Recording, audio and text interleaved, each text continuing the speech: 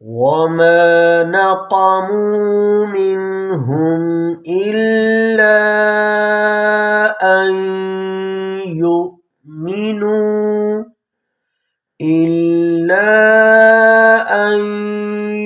يؤمنوا بالله العزيز الحميد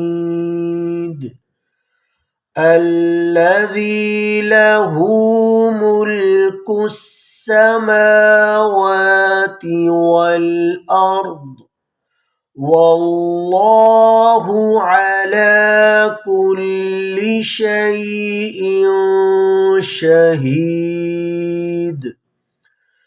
إن الذين فتنوا المؤمنين والمؤمنات ثم لم يتوبوا